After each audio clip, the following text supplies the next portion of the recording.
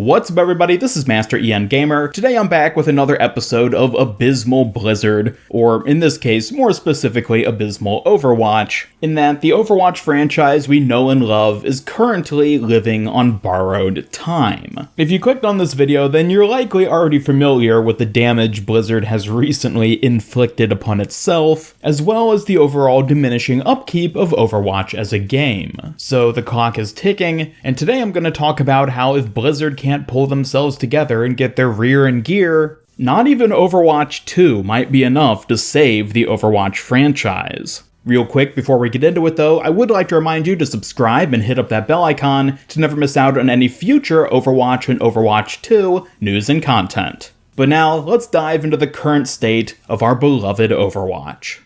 So to start off this video, I wanted to talk about how Blizzard is actively, and has been for some time at this point, been burning goodwill with its player base. Now, what I mean by that is that the majority of people who play Overwatch, and play it quite a bit, seem to have a very good and positive opinion of Overwatch and Blizzard, specifically when it comes to the Overwatch development team. These are evident from positive posts on social media regarding the game, or people taking the time and effort to cosplay the characters from the game, or even just spending their time and money to play and enjoy the game itself. However, every time Blizzard does something bad or unfavorable in the view of the community, they're burning some of that goodwill they initially built up with the player base. For example, if they release a lame repeat event where the majority of the skins from it aren't super popular amongst the majority of the community, that results in Blizzard burning a little bit of goodwill. If they go for months, if not years, without any significant content updates or new additions to the gameplay such as heroes, mainstream maps, or other forms of significant gameplay changes and improvements, that results in Blizzard burning a moderate amount of goodwill with the player base.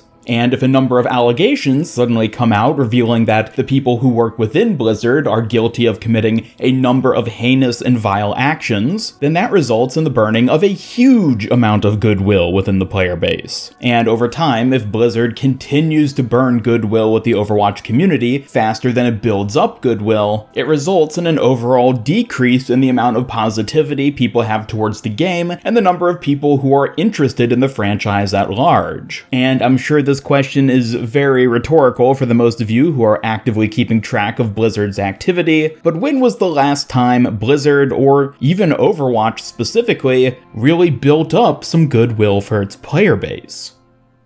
There has been quite a bit of burning goodwill over the past few years, but not a whole lot of building it up. The last time I can think that people were overly excited about the game was probably BlizzConline, with the new maps they showed off for Overwatch 2, as well as some of the other gameplay changes, or perhaps even the anniversary event when they had the PvP livestream and they talked a bit more in depth about how the PvP of Overwatch 2 was going to end up working. But even those things overall are fairly minuscule in building up goodwill compared to something along the lines of releasing a new hero who adds a ton of immediate tangible content for the players in the actual game. It's exciting to hear about something new coming in the future, such as with everything regarding Overwatch 2 at this point, but it's even better for us to actually be able to get our hands on something like a new map, a new hero, a new big gameplay change, which is why those things are what really builds goodwill within the community. But, of course, it's been forever since we've had a new hero released, with Echo being the most recent hero who was released well over a year ago at this point, and the most recent map was Kanezaka, which, granted, was a really good Deathmatch map, but overall, Deathmatch just isn't as important or impactful as getting a main game mode map, such as Havana or Junkertown. It's been more than 2 years at this point since we've gotten one of the main game mode maps, which means aside from the major goodwill building types of content, we've basically just been getting smaller skin releases, such as what we get during the repeat events at this point, or even the hero challenges and Overwatch League skins which are periodically available throughout the year.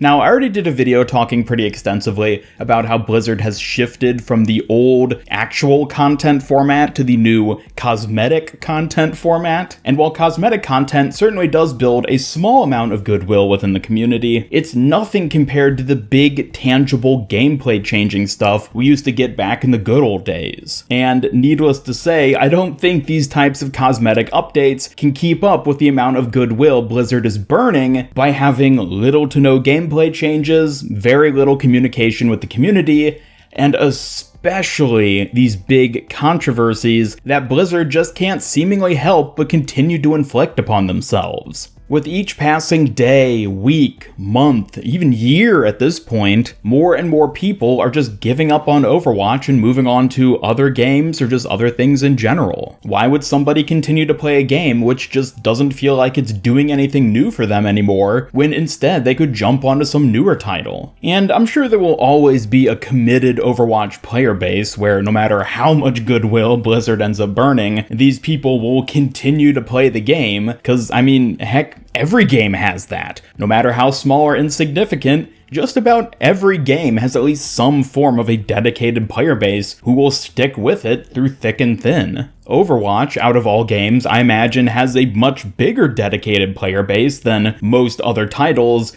given just how fundamentally good the game is at its core. Regardless of how mismanaged or terrible its publishing studio is, the game itself is good and fun. And certainly from looking at the size of the community and how big and resilient it's been over the years, I don't expect the Overwatch community to ever fully dissolve whatsoever, even years down the line after the game literally is no longer playable because for whatever reason the servers have shut down. I mean, just look at a game like TF2. There are still thousands upon thousands of people who regularly play this game, despite it being well over a decade old at this point, and getting essentially no updates for the latter half of its lifespan. TF2 is a great game, so people will always continue playing it, and I would say Overwatch also fits into that same boat.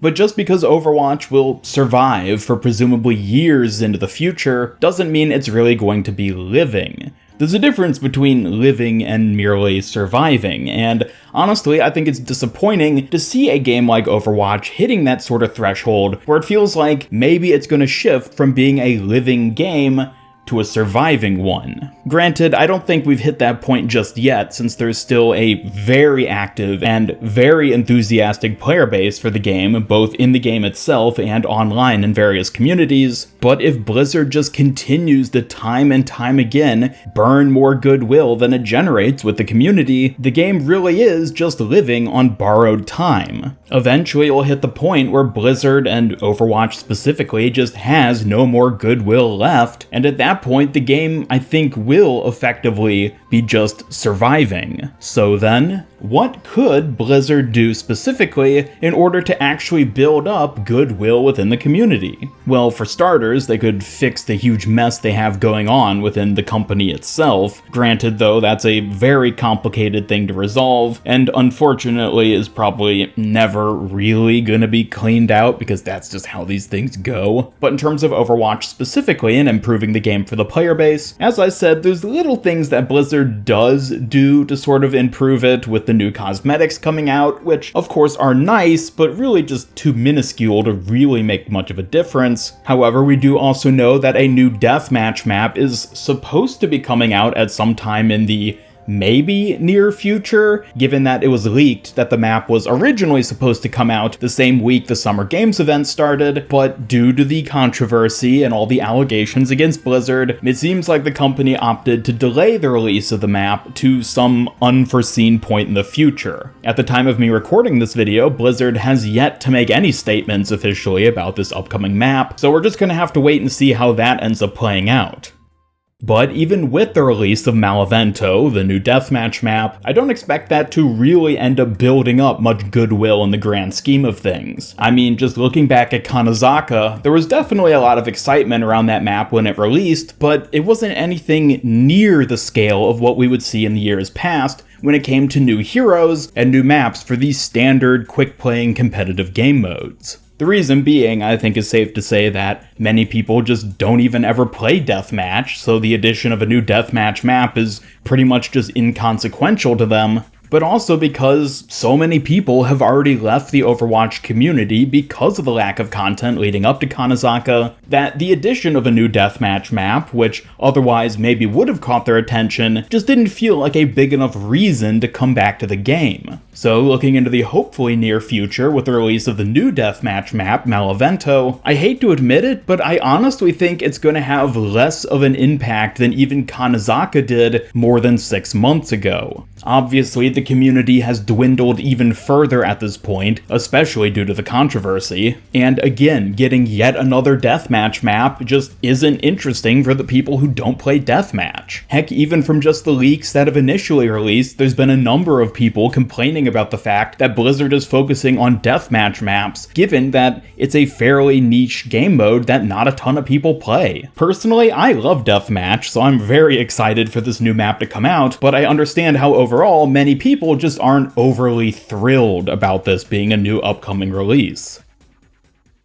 So then, what really can Blizzard do when it comes to improving the goodwill in its community? Well, at this point, I think the only thing they really have going for them that could improve the game going forward is the release of Overwatch 2. Now, understandably, the release of a proper sequel is a huge deal for any gaming franchise. No matter how good or bad Overwatch 2 ends up being, it undoubtedly is going to bring back a ton of people who have since left Overwatch, as well as a number of people who have never even played Overwatch before. So regardless, Overwatch 2, it seems, is inevitably going to build up a significant amount of goodwill with the community, but at the same time, I don't really like the idea of Blizzard putting all their eggs in just that one basket. We know pretty much for a fact that Overwatch 1 has been more or less neglected over the past couple years, specifically so Blizzard could focus on developing Overwatch 2, and while ultimately in the grand scheme of things that could end up being the best route for them to have taken, since as I just said Overwatch 2 will be a big deal when it releases no matter what happens, there's also the very real possibility of Overwatch 2 ultimately just being sort of a flash in the pan. Yes, it'll be exciting to get our hands on the new PvE and the revised PvP game modes, but what if it's just not great enough to justify all that time we spent waiting with little to no content? What if Overwatch 2 just isn't good enough to build back all the goodwill Blizzard has burnt over the past few years? Unfortunately, we just won't know the answer to that until after Overwatch 2 releases at some point in the unforeseen future, but I really just don't like the fact that so much of Overwatch's longevity is going to be banking on Overwatch 2 being a slam dunk. Like, yes, I'm sure it'll be great, and I'm sure it'll be a good time for players new and old to get to try out all the new stuff in the sequel, but what if it just ends up being too little, too late? What if by then Blizzard has burnt too much goodwill for it ever to be recovered? And as I said, the game will then just survive, being something that's only played by the dedicated die-hard player base, while everyone else who enjoyed and played the game in the past will have moved on to greener pastures.